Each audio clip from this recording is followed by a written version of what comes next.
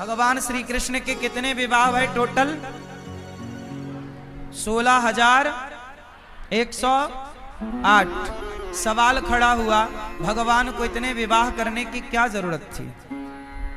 तो सुनो, ये बताओ कि आप लोग कितना विवाह कर सकते हैं? आपकी क्षमता बताओ।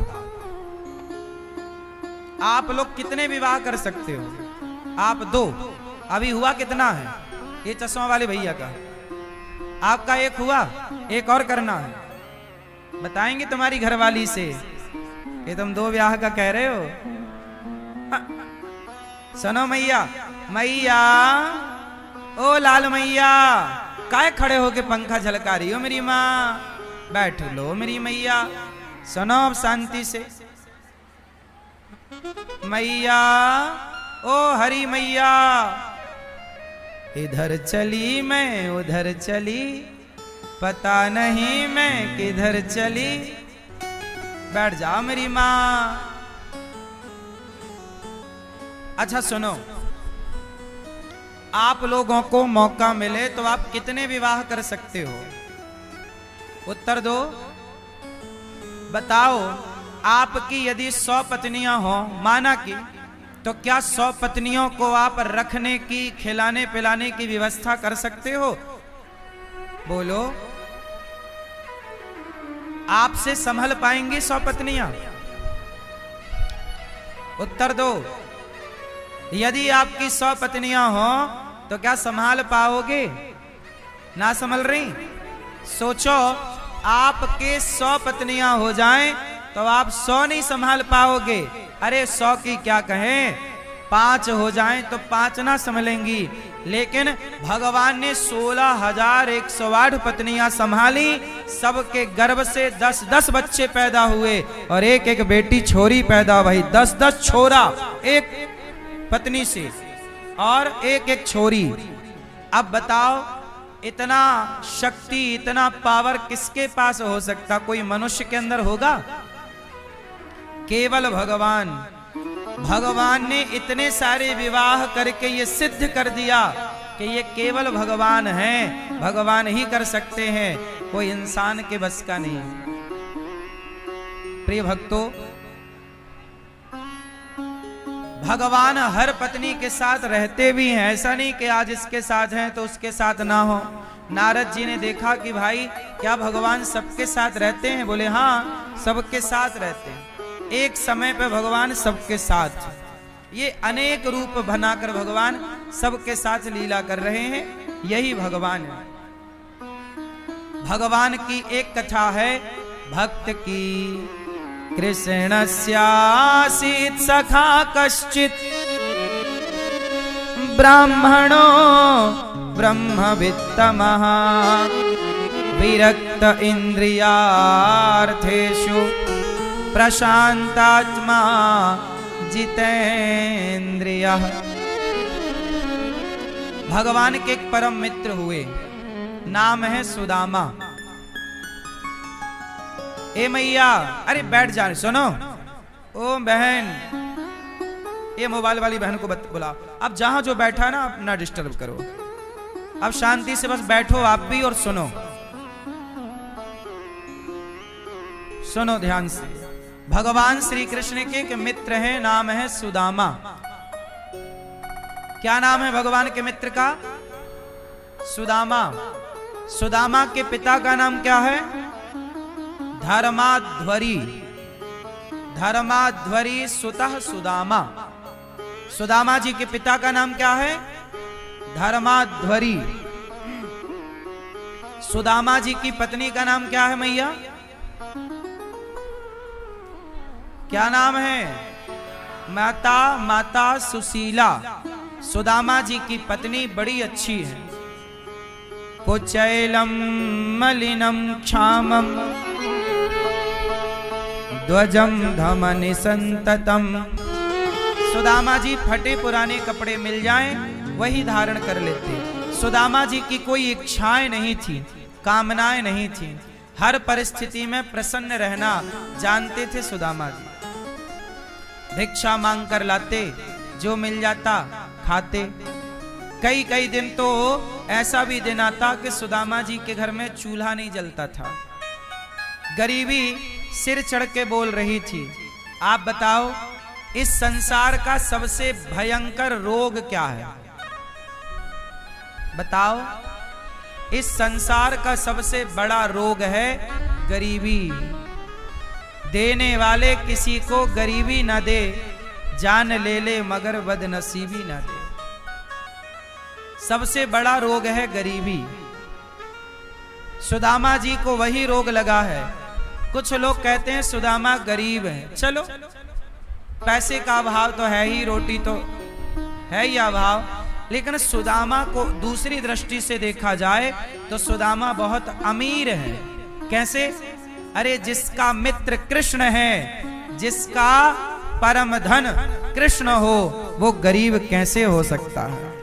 तो जिसका धन ही कृष्ण हो वो गरीब कैसे? तो एक दृष्टि तो कहती है कि सुदामा गरीब है, आर्थिक दृष्टि कहती है, पर एक दृष्टि कहती है कि ना जी, सुदामा बड़े अमीर हैं। यदि सुदामा जैसी गरीबी में कृष्ण मिलते हैं तो हमें ऐसी गरीबी मंजूर है। सुदामा जैसी गरीबी में कृष्ण मिलते हो तो हमें ऐसी गरीबी मंजूर है। क्या बताएं साहब? आप बताओ, आपने सुदामा जी की कथा तो सबको पता है। चलो बताओ, सुदामा जी गरीब क्यों बने? पता है? सुदामा गरीब हैं, इसकी भी एक कथा है कि वो गरीब क्यों है। कहो तो सुना दूं। मैया सुनाओ मेरी मां। क्या है? मुंह चला रही है मैया, शब्द कुछ नहीं निकल रहे हैं, बुद्धू बना रही है मैया। सुनो, सुदामा जी गरीब क्यों बने, इसकी भी एक कथा है, वो कथा सुनो। सुदामा जी, एक समय की बात है जब सुदामा जी पढ़ने के लिए उज्जैन गए और वहीं पर भगवान कृष्ण से इनकी मित्रता हुई। सुदामा कृष्ण के कौन से मित्र हैं? बचपन के मित्र नहीं हैं, गुरुकुल के मित्र हैं। स्कूल, आपका एक मित्र है गांव का, गली का, और एक मित्र होते हैं स्कूल के, जो हमें स्कूलों में मिलते हैं। तो सुदामा जी कहां के मित्र हैं? गुरुकुल के। ये घटना है उज्जैन की, क्योंकि भगवान कृष्ण का गुरुकुल कहां था? उज्जैन, सांदीपनि गुरु। एक दिन की घटना है कि उज्जैन में बाबा महाकाल भगवान शंकर के मंदिर के बाहर कोई गरीब महिला भीख मांगती रहती थी। एक गरीब महिला थी, वो भीख मांगती थी और उसी भीख से अपना पालन पोषण करती थी।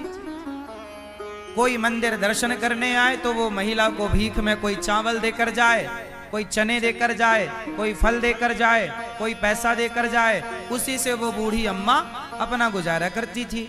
एक दिन क्या हुआ कि कोई भगवान शंकर के मंदिर आया और उसने चने, फूटे हुए चने अपने गुड़ चना खरीद के, हनुमान जी को भोग लगता है चने का, वो चने लाया और वो बूढ़ी मैया जो भीख मांगती थी उसे 2-4 मुट्ठी चने दे करके चला गया। मैया को चना बड़े पसंद थे। भीख मांगने वाली मैया को चने मिले, उसने कहा कि मैं ये चने कल खाऊंगी नाश्ते में सवेरे, छिपरा नहा के। तो पोटरी बनाई और चने को तकिया के नीचे रख लिया। और भिखारी लोग तो मंदिर में ही सोते हैं, बाहर वहीं रहते, वहीं सोते, वहीं सब उनका सब घर गृहस्थी वही है। उनकी आसन पे तकिया के नीचे मैया ने चने दबाए। अब हुआ क्या कि रात को वहां पर चोर आए और चोरों ने सोचा कि कोई शराबी चोर रहा होगा कि ये भीख मांगने वालों को कुछ मिलेगा तो हम चुरा लेंगे। तो तकिया के नीचे हाथ डाला भिखारी ने तो एक पोटरी नजर आई। पोटरी निकाल ली चोर ने और भागा। खोल कर देखा तो उसमें चने। चोर ने पोटरी बांधी, बोली चने हैं हमारे किसी काम का नहीं। चने फेंक दिया चोर ने दूर। संयोग से वो चने जाकर के कहां गिरे? गुरुकुल में। भगवान कृष्ण और सुदामा जिस गुरुकुल में पढ़ते थे वहां गुरुकुल के आंगन में वो चने गिरे। ऐसा फेंका सड़क से, बाउंड्री को उस तरफ गुरुकुल था, गुरुकुल में जाके गिरे। चोर तो चला गया। अब जैसे ही वो चने गुरुकुल में पहुंचे तो वहां गुरु माता पानी भर के आ रही थी, तो उनकी नजर पड़ी पोटरी पर, तो खोल कर देखा, बोले ये चने हैं। गुरु माता को लगा कि किसी बच्चे ने चने फेंके हैं। गुरु माता को लगा, सांदीपनी जी की पत्नी को लगा किसी बच्चे ने चने फेंके। उस समय भगवान कृष्ण और सुदामा दोनों जंगल की लकड़ी काटने जा रहे थे। वो समय देखो संयोग, गुरु माता का आना और भगवान कृष्ण और सुदामा का जंगल लकड़ी काटने जाना। तो गुरु माता ने रोका, कन्हैया रुको, ये चने तुम ले लो, तुम्हें रास्ते में भूख लगे तो चने खा लेना। अब देखो वो गरीब भीख मांगने वाली माता के चने अब किसके पास आ गए? भगवान कृष्ण के पास। चलो भगवान तो चले गए चने लेकर। आधे चने कहा कि सुदामा खा लेना, आधे चने कृष्ण खा लेना। चलो ये हो गया बंटवारा। जब सवेरे वो भीख मांगने वाली मैया जागी और उसने देखा तकिया के नीचे के मेरे तो चने गायब हैं, वो समझ गई कि मेरे चने चोरों ने चुरा लिए। तो बूढ़ी माता ने, उस भिखारिन मैया ने श्राप दे दिया कि जो भी मेरे चने खाएगा वो मेरी तरह भिखारी हो जाएगा, मेरी तरह गरीब हो जाएगा, मेरे चने जो खाएगा। अब सोचो वो चने हो गए श्रापित। क्या हो गए? अब भगवान श्री कृष्ण गए जंगल, लकड़ी काटने लग गए। भगवान ने कहा कि सुदामा चलो भूख लगी है, माता ने जो चने दिए हैं चलो खाते हैं। सुदामा जी तीनों कालों की बात जानते थे। सुदामा जी समझ गए कि ये चने श्रापित चने हैं, कन्हैया खाएगा गरीब हो जाएगा। तो सुदामा ने कहा कन्हैया तुम जब तक स्नान करो हम चने तैयार करते हैं तुम्हारे लिए। जाओ। क्षिप्रा में भगवान नहाने लगे। सुदामा जी ने सारे चने खा लिए, कृष्ण के हक के चने भी सुदामा ने खाए। अब कुछ लोग कहते हैं कि सुदामा ने चने चोरी से खाए इसलिए गरीब बने। नहीं, सुदामा ने चने इसलिए खाए। अच्छा, सुदामा को जब पता लग गया कि इन चनों में श्राप है तो सुदामा ने चने फेंक क्यों नहीं दिए? भाई फेंक भी तो सकते थे, पर सुदामा जी ने कहा कि यदि मैं चने फेंक दूंगा तो चने भगवान ने स्पर्श कर लिए हैं, भगवान के हाथ में चने थे, तो भगवान जिसे स्वीकार कर लें वो तो प्रसाद हो जाएगा ना। और सुदामा को लगा कि प्रसाद फेंकने का विधान सनातन धर्म में नहीं है। प्रसाद का तात्पर्य क्या है? राणा ने विष दिया, मीरा को पता था कि ये जहर है, पर दिया इसलिए ये कहकर दिया कि ये प्रसाद है, तो मीरा ने वो प्रसाद मानकर जहर पी लिया। राणा ने विष दिया, मानो अमृत पिया। मीरा रानी दीवानी कहाने लगी और वो तो गली गली हरि गुण। वो जहर भी क्या बन गया? अमृत बन गया। तो सुदामा ने कहा मैं गरीब बनूं तो बनूं, पर कृष्ण के हाथ का प्रसाद तो ग्रहण करना ही चाहिए। तो वो चने कृष्ण के भी चने सुदामा ने खा लिए और कृष्ण के भाग्य की गरीबी सुदामा ने अपने ऊपर ले ली। इसका नाम है मित्र। मित्र किसे कहते हैं? जो अपने मित्र का दुख अपने ऊपर ले ले, जो अपने मित्र को गलत जाने से रोके, गलत करने से रोके और मित्र की गरीबी अपने माथे ले ले, मित्र का सारा दुख अपने ऊपर ले ले, उसी का नाम मित्र है। सुदामा ऐसे मित्र हैं कि कृष्ण के ऊपर जो श्राप लगने वाला था सदा दरिद्रता गरीबी का, वो श्राप अपने ऊपर लेकर के सुदामा ने भगवान को बचा लिया। इसलिए सुदामा जी वो बूढ़ी अम्मा के श्राप के कारण गरीब बने। पर गरीबी में भी सुदामा समाज को मैसेज दे रहे हैं कि गरीबी अमीरी तो अपनी जगह है, समय तो देखो बनता और बिगड़ता रहता है, लेकिन भगवान को कभी भुलाना नहीं चाहिए। मुझे एक बात बताओ, आज के युग में कोई सुदामा जैसा भक्त है? उत्तर दो। आज के युग में कोई सुदामा जैसा भक्त है? नहीं। आज सुदामा जैसा प्रेम नहीं है, सुदामा जैसी भक्ति नहीं है। पर सुदामा ने कोई डिमांड नहीं की कृष्ण से। आज के लोग तो केवल भगवान से मांगते रहते हैं, भिख मंगों की तरह। हे भगवान ये दे दो, ये दे दो, ये दे दो। सुदामा ने क्या मांगा बताओ? सुदामा ने कृष्ण से कुछ मांगा? अरे मांगते तो क्या कन्हैया मना कर देते? नहीं मांगा। उत्तर दो, क्यों नहीं मांगा? सुदामा जानते हैं, देखो गरीबी हो, भगवान करे किसी को गरीबी ना हो, पर गरीबी है तो समझ लेना कि यह ईश्वर की परीक्षा है। यह ईश्वर की। एक बात बताओ, जब घोड़े की रेस लगती है तो घोड़े पर सवार घुड़सवार घोड़े पर चढ़ करके घोड़े का मालिक घोड़े को चाबुक से मारता है कि नहीं? बोलो हाँ। बताओ क्यों मारता है? क्योंकि वह मालिक अपने घोड़े को जिताना चाहता है। रेस लगी है तो चाबुक मार मार के घुड़सवार अपने घोड़े को जिताना चाहता है। जीवन में यदि संकट आए, दुख आए, तो समझ लेना कि परमात्मा आपको जिताना चाहते हैं, इसलिए इतना कष्ट है, इतनी विपत्ति है। सुदामा गरीब थे, पर सुदामा का दिन बदला कि नहीं? समय बदला कि नहीं? दिन सबके बदलते हैं।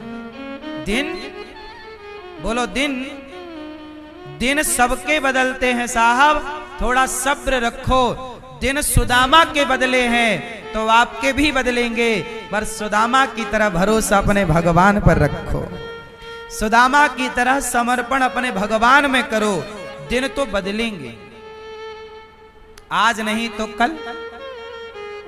सदा ना रहा है, सदा ना रहेगा जमाना किसी का। कल राजा कोई और था, कल होगा कोई और। किसी एक के शीश पर सदा रहे ना मोर। ये समय किसी के बाप की बफौती नहीं है साहब, समय सबका बदलता है। आज बुरा है तो सब्र रखना, भरोसा गोविंद पे रखना। समय आएगा और आज तुम्हारे अच्छे दिन हैं तो ज्यादा घमंड ना करना। अच्छे दिन तो रावण के भी खत्म हो गए, घमंड किया इसलिए यदि तुम रास्ता भटके तो जो आज है वो कल ना रहेगा। इसलिए साहब, धन पाओ तो धर्म से जुड़ो, धन पाकर अधर्मी ना हो जाना, वरना सर्वनाश करना भी विधाता को आता है। बोलो हाँ कि नहीं आता? ईश्वर को बनाना आता है तो बिगाड़ना भी आता है। इसलिए सुदामा से ये सीखो, गरीबी में भी गोविंद को भुलाना नहीं है। आज सुदामा जैसा गरीब कोई नहीं है। आज आदमी जरा पूजा कर ले तो भगवान से कहता, भगवान हमने तुम्हारी पूजा की, तुमने हमें ये नहीं दिया। ऐसे अधिकार जमाता है जैसे ये भगवान का बाप हो। अरे भाई, भगवान के दास बनोगे तो कुछ मिल जाएगा, ज्यादा होशियार बनने की जरूरत नहीं है। सुदामा भी तो अधिकार से कह सकते थे ना कुछ। मेरी मां, भगवान देखो, भगवान है, भगवान के आगे। अच्छा ये बताओ, भगवान का सबसे बड़ा भक्त कौन है? नाम बताओ भक्त का। सुदामा है, ठीक है, पर सुदामा से भी बड़ा कोई भक्त है? बताओ कौन? कौन? मीरा है? प्रहलाद, चलो प्रहलाद, चलो ध्रुव, ये भी है। और भी बड़ा है कोई? आप भूल रहे हैं, बताओ। भगवान का एक और भी बहुत बड़ा भक्त है। कौन? अरे झाड़ी वाले हनुमान जी, भूल गए? भगवान के सबसे बड़े भक्त कौन? बोलो। हनुमान जी। बात सही है कि सारे भक्त को हम प्रणाम कर रहे हैं, सब बड़े हैं, पर हनुमान जी सबसे बड़े हैं। बात सही है कि गलत है? सब भक्तों का आदर है, सब भक्तों को प्रणाम है, पर मुझे लगता है कि जितना लाड़ प्यार हनुमान जी को मिला है, राम का, भगवान का, इतना किसी को नहीं मिला। बोलो बात सही है कि गलत है? तो सबसे बड़े भक्त हैं हनुमान जी। सही है कि हम गलत कह रहे हैं? सही है। अब आप बताओ, जब राम के मंदिर में आप जाते हो तो राम के मंदिर में हनुमान जी कैसे बैठे रहते हैं राम के पास? जरा बताओ हमें, कैसे बैठते हैं? कैसे बैठे हैं? बैठ के बताओ। नहीं, पालथी मारे रहो, बस पालथी मारे रहो। हाथ जोड़ कैसे बैठे हैं? ऐसे। और ऐसे ही नहीं साहब, सिर झुकाओ और झुकाओ, इतना नहीं झुका। हाँ, सोचिए, इतने बड़े हनुमान जी जिन्होंने समुद्र पार कर लिया सीता माता के लिए, राम का काज करने के लिए पहाड़ हाथ में लेकर आ गए, संजीवनी बूटी लेकर आए। ऐसे हनुमान भगवान के द्वार पर हाथ जोड़ करके बैठे हैं। बताइए, क्या मैया बैठो मेरी माँ, ओ मेरी माँ, देखो